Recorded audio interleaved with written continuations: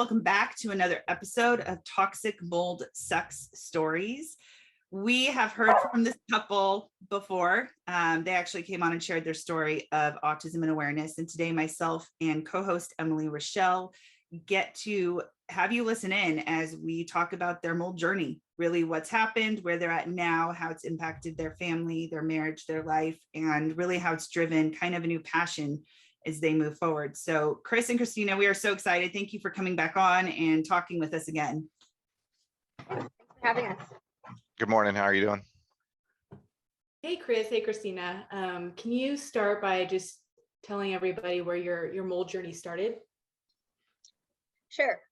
So if anybody watching watched the first interview, it was about our daughter who was diagnosed with autism when she was 2.5. And so unbeknownst to us, that's where our mold journey started.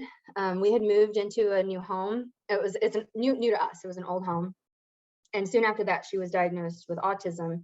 We started seeing a functional medicine doctor to help us understand, her genetic makeup and what we could control and how we could alleviate some of these symptoms that were a result of inflammation. And I don't know what set it off for that doctor, but it was a couple of years that we were going through this with her and this treatment and these protocols to bring down the inflammation. But something set something off for that doctor, and she decided to test. And apparently, it was to test to see if there was mold exposure. So we found out through her genetics that she has this genetic predisposition to be highly susceptible to mold. And then with this other test, we found out that she was that she had experienced mold. And so at the doctor's advice, we checked her house because she said, you want to check where you spend the most time. She has experienced mold. Where is it coming from? Is our next step. And I was super confused by the direction, because I just thought, we live in Texas and there's mold everywhere, and I don't quite understand what she's getting at, and I did not put together that all of these symptoms could have been the result of mold. I didn't put that together at the time either. And I think she told us some of this stuff. This doctor, she has a tendency to give you a lot of information because she wants you to understand what's going on, and she wants you to get, I guess, educated from other resources. And so there was a lot of information that was thrown at us, and none of it was pulling together for me. So all I understood was I have a daughter who's autistic. I have some blood work that says that she's been exposed to mold. I'm being told to go test my house. And so they gave us an ERMI test, which is like a Swiffer wipe that you go and you collect dust. And I didn't understand really what I was looking for. I did not believe that I had a mold problem in my house because there was no visible mold. I didn't smell mold. Mold was never on our radar. And so I did the Swiffer test. And I think I waited until the weekend. Our appointment was like sometime in the middle of the week. This is how much of a lack of urgency I had just from not understanding what I was being told. And I put it in the mail, regular mail, didn't rush it or anything. And then we got the results back. It was mid-December of, when was this, babe? Mid-December of 2020 that we got the results that said, that came back from this lab, and it just gives you this printout, and it says your normal outdoor mold, and then it has a separate section for mold from water damaged buildings. And there was a lot of numbers and a lot of boxes that were checked in the water damaged building part. And then there was a big red box at the bottom indicating that we had high levels of mold from water damaged buildings. And still I'm reading this and don't really understand what it all means. But that's what. So where did you go from there? So what you've already alluded to is that basically the concept of mold wasn't even on your radar. It wasn't something that you thought, oh, this could be incredibly damaging to our home or to my health or my children's health.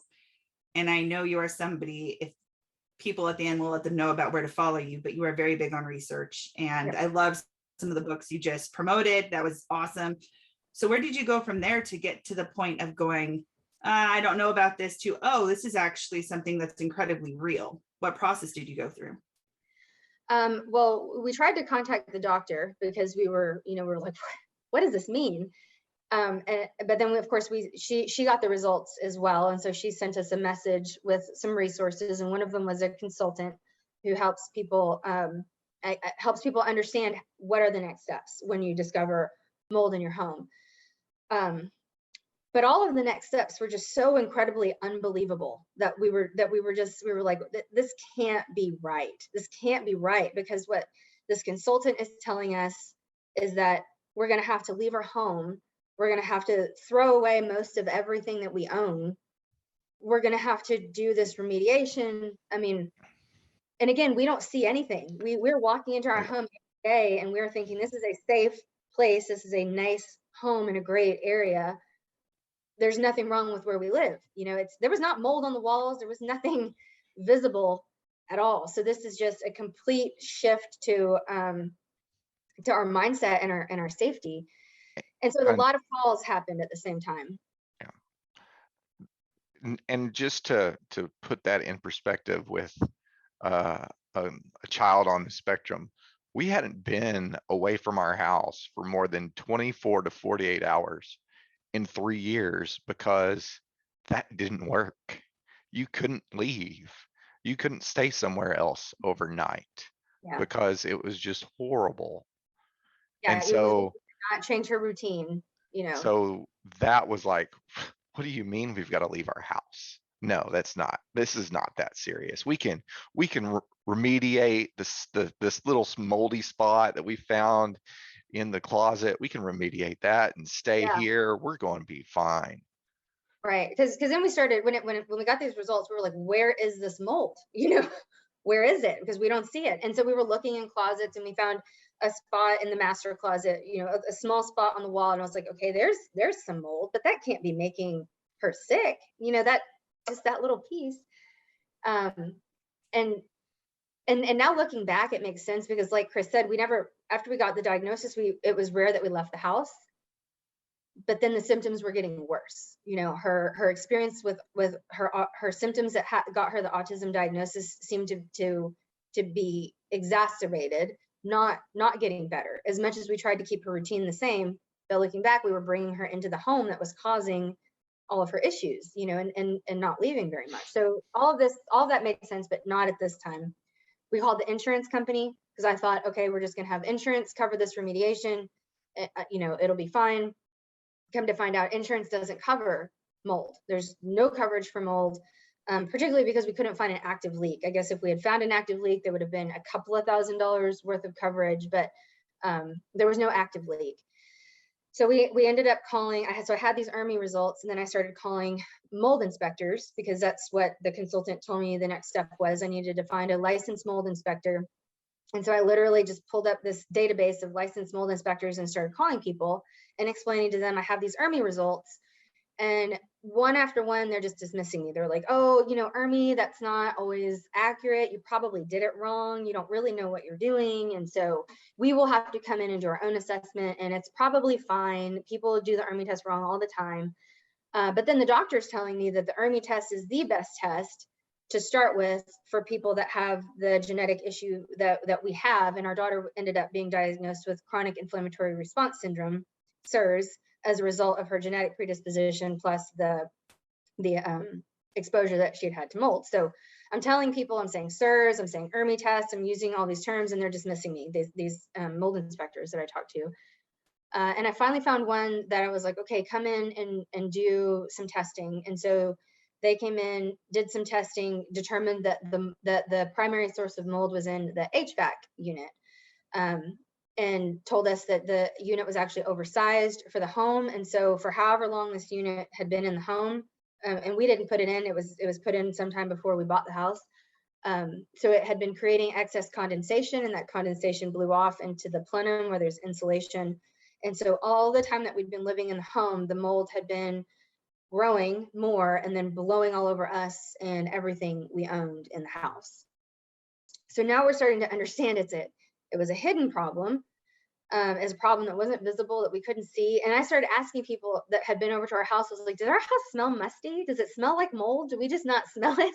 And everybody said, no, I've never smelled anything strange when I went into your house. I've never seen anything strange, so so we're starting to just question ourselves and our level of like awareness of our surroundings.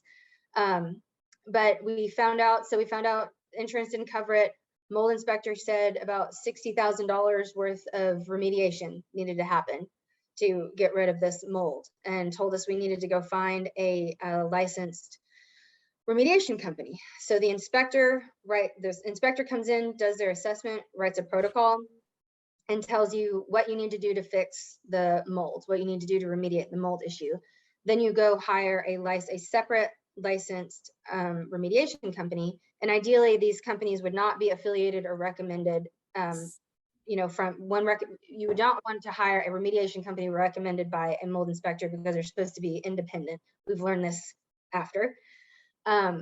And so now we're off trying to find a remediation company. And there was a remediation company that the inspector recommended, and we talked to them, but then we started to kind of get wise to the fact that it needed to be separate. And we ended up finding a different company not recommended by the inspector. And we elected to have them come in and do the remediation, which involved putting up, what's it called? Enclosures. Containment? Yes, containment. So they had to do containment areas. We had to hire an HVAC company to come take out all the ducts, replace we had two systems, an upstairs and a downstairs system. So all the ducts in the whole house had to be removed under containment, together with the HVAC company and the remediation company. And then the HVAC company came in and replaced both systems, upstairs and downstairs. And so now we have holes in our walls everywhere, holes in our ceilings, no HVAC for some time.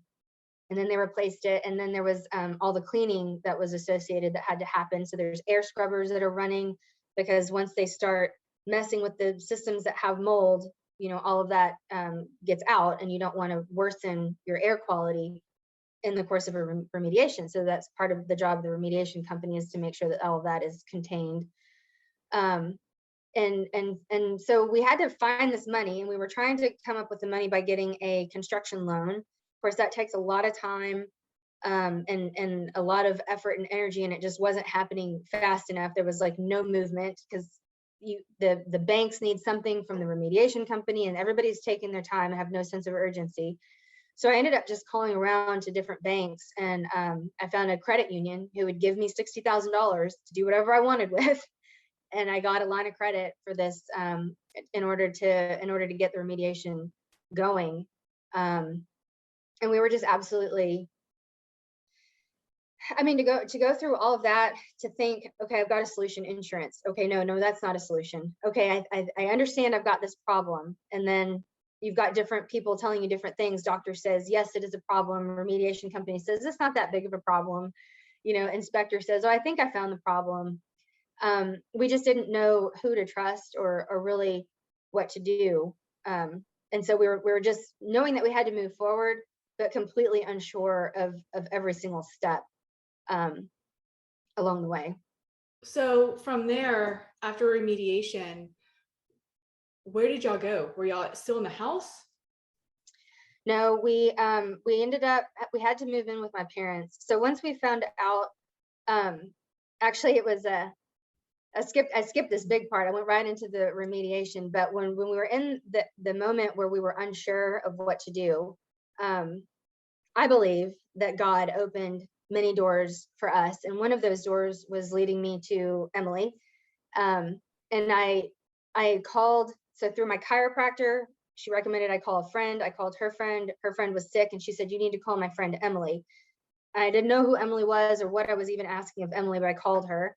And I started to explain to her where, she called me back, and she was just like, what can I do for you? And I said, I don't know why I'm calling you. And I just started downloading to her everything that we were going through, the diagnosis, the assessment, the ERMI results, and I just said, I don't know what any of this means. I'm looking for somebody who's been through this before, because we don't know anybody who has ever been sick from mold. We don't know anybody who has gone through a mold remediation. This is completely foreign to us. Nobody in our knowledge has experienced this. And so we just kind of thought, this can't be true. This can't be true, But I talked to Emily and I explained all this to her, and she paused and she was like, it could be true. Emily told us her story with her son and his illness and his experience, and how he was so much better even by that time when we talked. And it was that conversation that gave us the conviction to move forward, because again, up until this time, we were just full of confusion and just disbelief.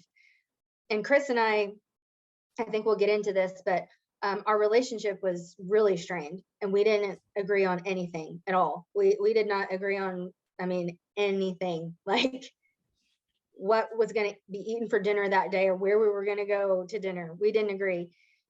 But when I told him, I got off the phone with Emily and I went and I told him what she told me, and we just looked at each other, and he just said, we have to do this.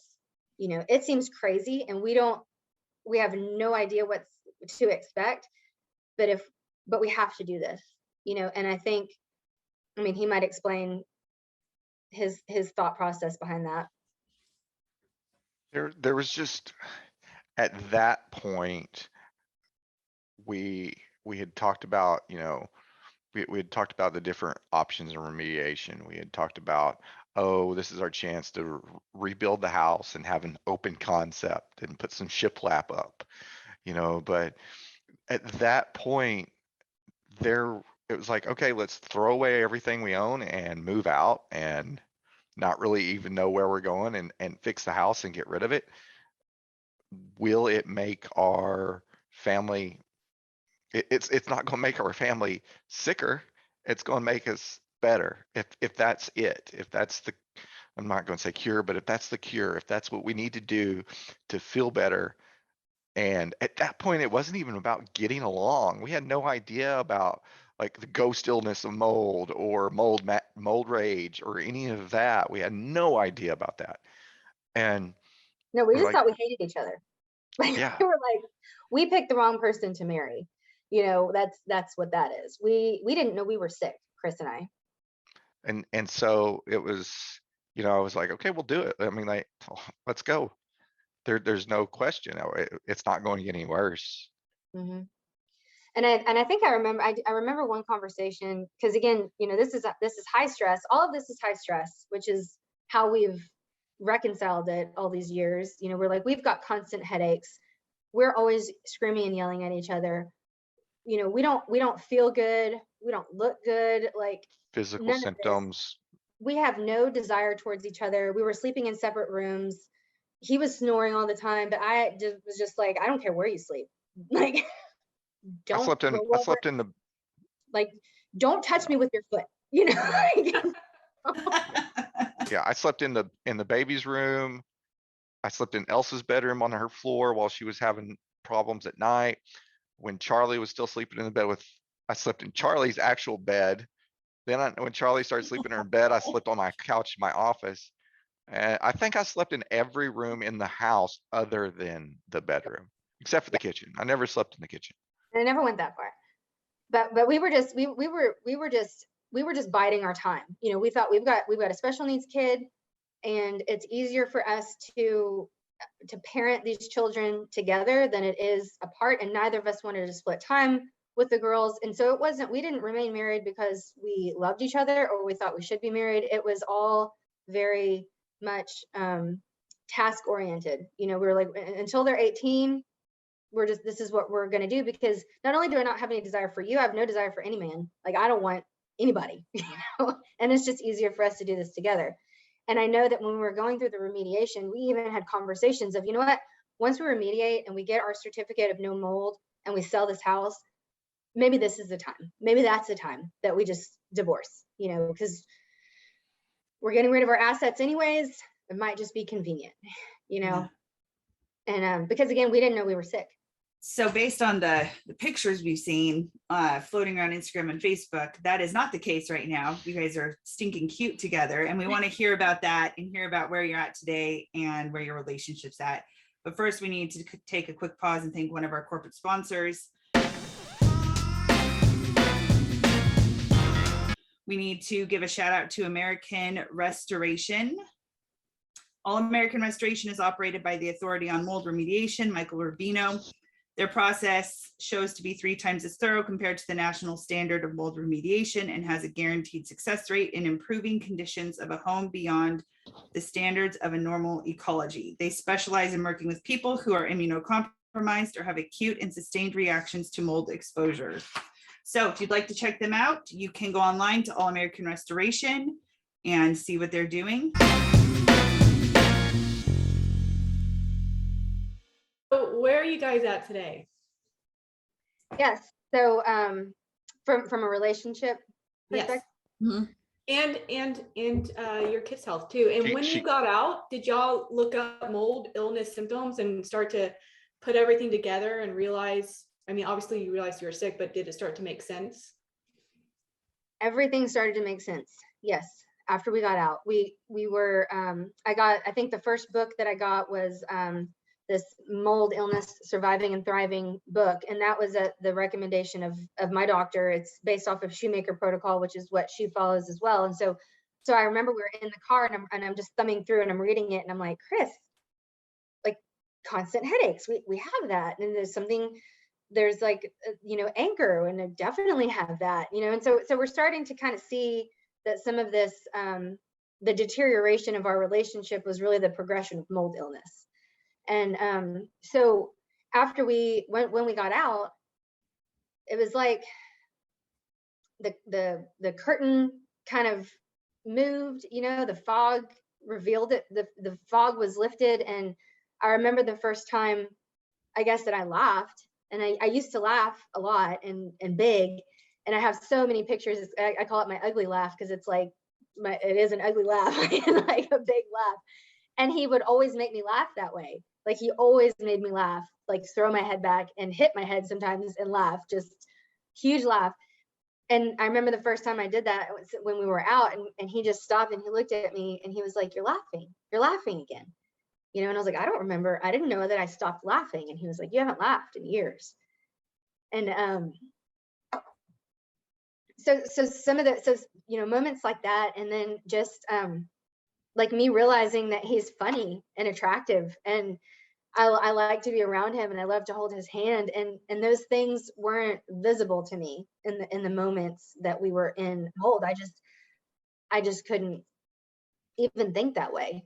So it was always just anger and rage and animosity and getting to the next step, and he's not doing it right, and me yelling at him and him yelling at me. And so it was just a constant fireball. But when we realized that so much of that was a reaction to the mold, we just kind of gave ourselves permission to just have a reset. We were like, let's just reset. Let's be who we are. Let's be who we were when we decided to marry each other, and see how that goes. And from my perspective, it's going very well. I love him. I love him. And I'm so thankful that, if the practical side of our minds kept us together, even though the love piece was muted, our practicality kept us together. And then now it's almost like a honeymoon phase, because we went right from being married to having Elsa, to having a special needs daughter, to having 2 kids. Yeah. And being in the mold, and we never had a chance to really enjoy each other. And I'm enjoying him now. We'll see what he says. She can't keep her hands off me. I attribute a little bit to the mold, but most of it to the beard. It's the beard. But no, it's, I mean, we still fight, but we're still in a high stress situation. We still, Elsa is still, 2 to 3 years probably behind developmental wise. And then couple that with Charlie, our youngest, who we haven't talked much about, who's 4, who's probably 8 to 15 mentally. she's the just super, they're both super engaging children. Yes. A very, very high maintenance, which I have no idea where they get that from. But I mean, we still fuss and we still fight, but we're not deep anger. I mean, there's not any, it's not like it was. And we're also not sick. I can't remember the last time, that I had a headache that that I needed to take ibuprofen for when we were, going through a 500 pill bottle in a month and a half. I used to have horrible, horrible acne all the time, and that's always something I've had through my military experience career and out. I would have breakouts and everything, but now that's gone. I mean, I still do a little bit, but nothing more than normal. And I was getting horrible ingrown hairs in the old house, and come to find out that's your body getting rid of excess toxins, is secreting it out your pores, getting rid of it. And that's what I think at least was attributing to that. But relationship wise it's totally different. Totally different. Yeah. I mean, we're always going to fight. We fought before the molds. Like we're both the youngest children. And so we both think that we're right, all the time. And so but that's normal. The hate, the animosity, the carrying each argument into the next argument, and sometimes just picking a fight because, I don't know, I don't like you right now. And I don't really know why, but we're going to fight to justify that. That doesn't happen. It's I think more normal arguments. And I can remember even talking to my friends and kind of joking and like, you hate your husband too, right? Like that's normal. Like you hate your husband. they're like, I mean, sometimes, but not really. And so you try to normalize it. I think that's how so many people live in mold and just keep going with it, because you find a way to normalize your symptoms. You find a way to justify them.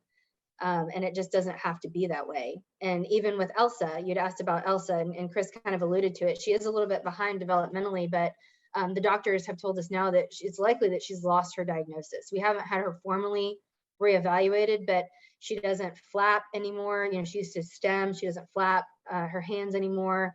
She's much more able to regulate her own emotions. She still gets upset. I mean, like any child does, but she's able to talk. We can reason with her. We can stop and we can explain, recently she was saying at school that nobody was playing with her and she didn't have any friends. And I asked the teacher, what is she experiencing socially? And she just said, well, she wanted to play a game and the other kids were playing another game. And so they didn't want to play that game. And so Elsa took it home and she said, nobody wants to play with me, and I'm like, but now I can talk to her because she understands. And I can say, look, there's a difference between them not wanting to play the game that you wanted to play and you not having any friends and them not ever wanting to play with you. Before, when she was in the middle of the diagnosis, she didn't understand. She couldn't talk. She would barely say, a few words here and there, but you couldn't have a conversation with her. And so now she's behind because that she was on pause that whole time we were in mold, but she's catching up. I mean, she's reading. She's reading. The teachers at the other school were like, I don't know.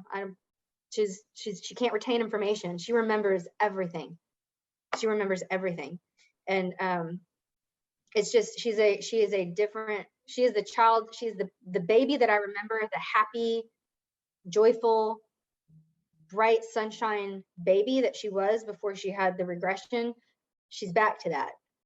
And now the only remnants of that former life where we were living in that house is just this slight delay in her education, but she's fully capable of getting there. The other day there was an observation in her room and she just came over to all the adults. She told us that Chris was not going to be there. She goes, my dad can't be here today. And then she literally started to spell out everything she was working on and told all of us about everything she was working on and what she was doing. And then told us a funny story about her sister and then just went back to work. And I was like, you don't see anything like any of the traces of what you talked about in your previous interview. She was just a normal kid wanting to tell the adults in the room about what she was doing and why she was doing it.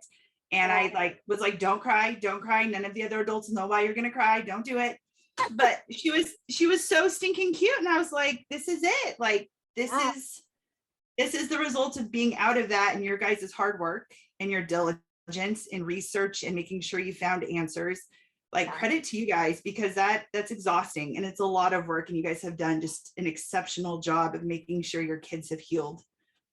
Thank I'm you. amazed. I think you guys are amazing people, but you know, that's an entirely biased situation there, but Yeah, well, yeah. it's the feeling's mutual. I mean, it's not, it's so, I'm preaching to the choir here, but it's like when you experience something that you don't know anybody else who's ever experienced it is so lonely.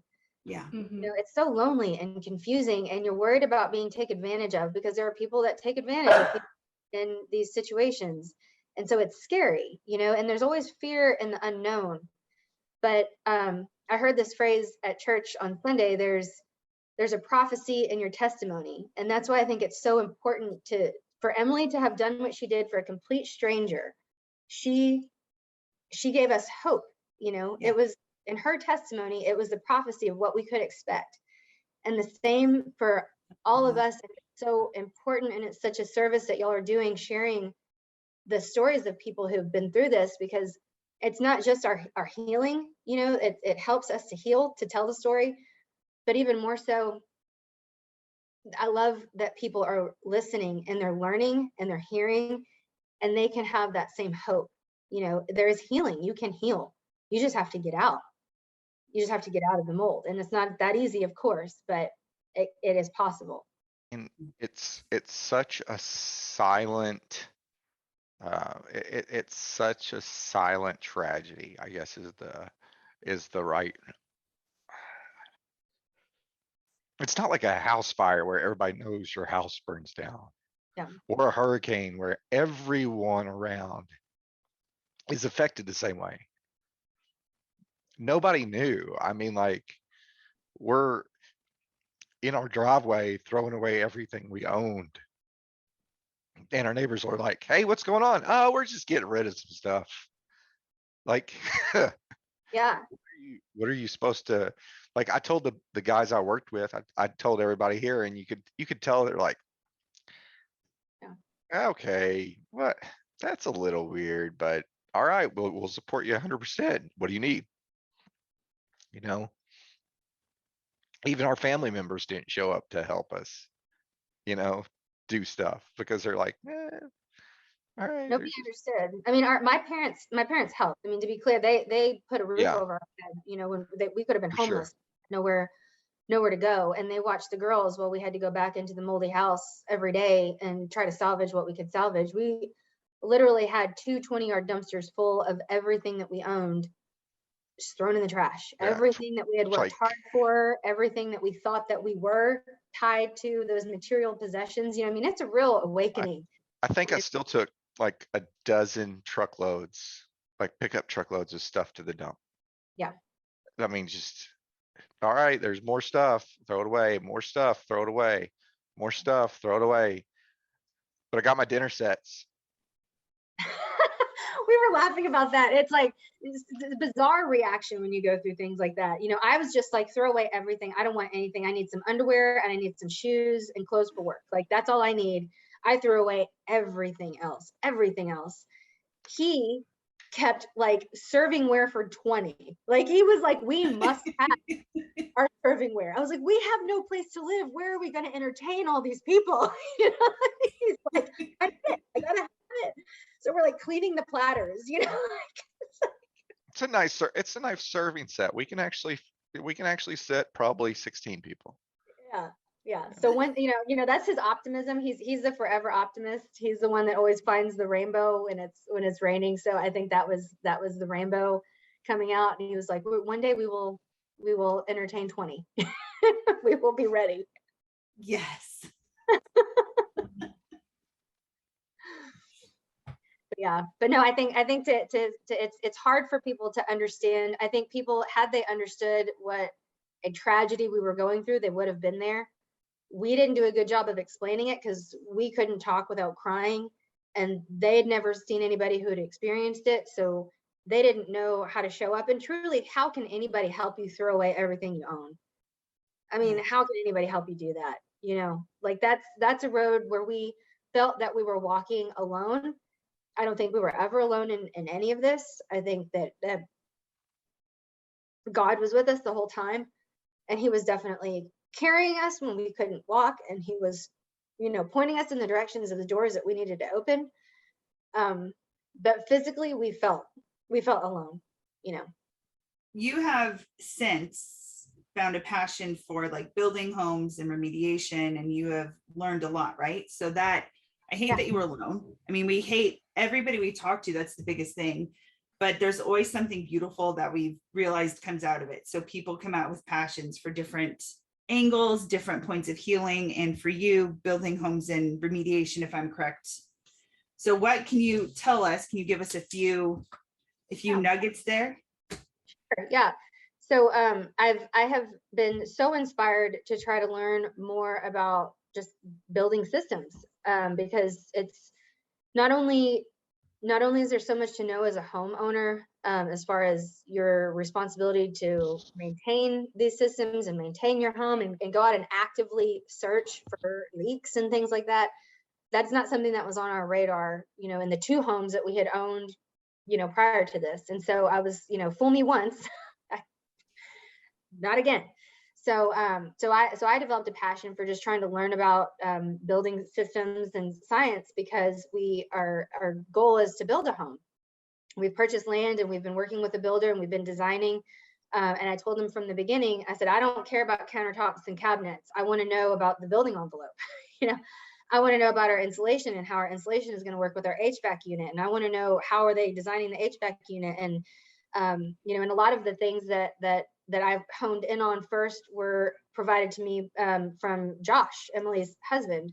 So he sat down and spent probably a couple of hours talking about his experience and what he would ask a builder and things that he would specify.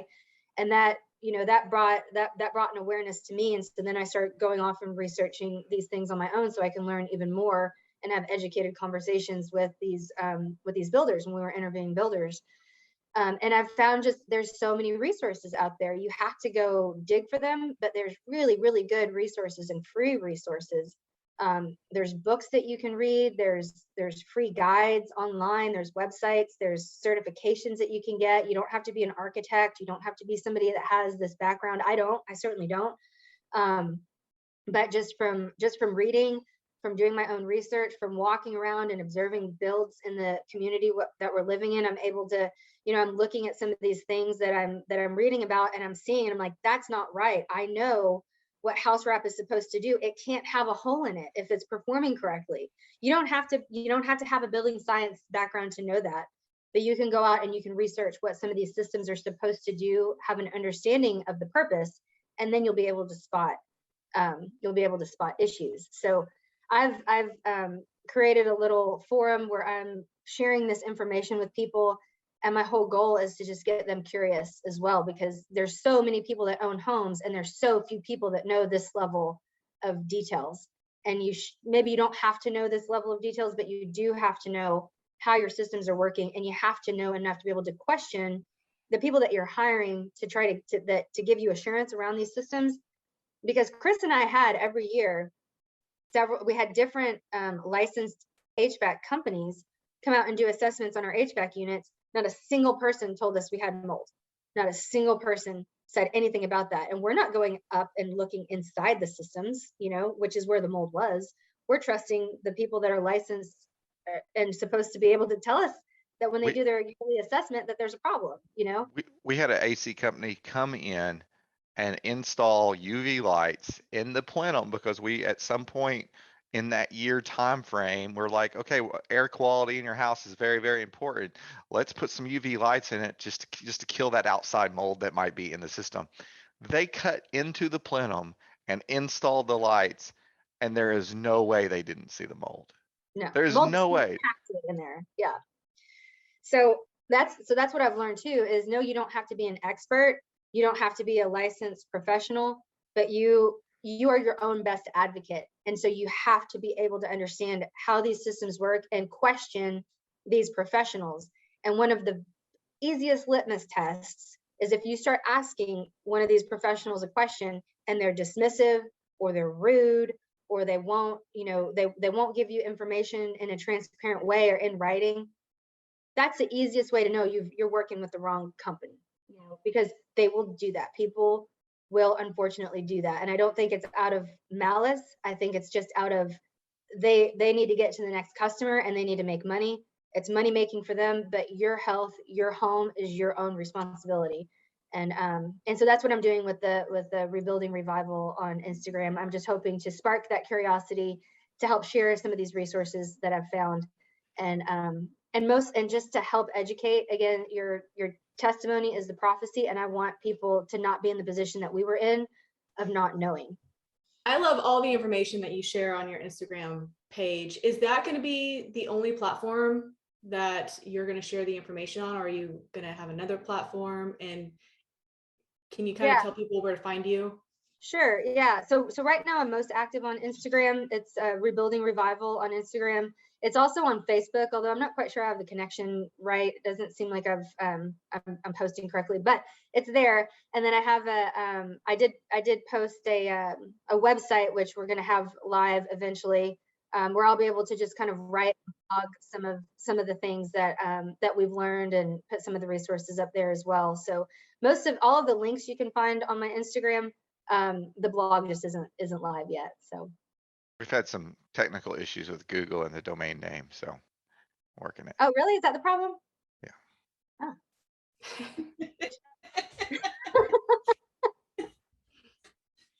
Well, thank you guys. For those of you listening, please go back and listen to their previous episode on autism awareness. It's incredible to hear their journey and how, as parents, they've worked through it, and they are incredible advocates for their children. It's inspiring. So you will want to check that out.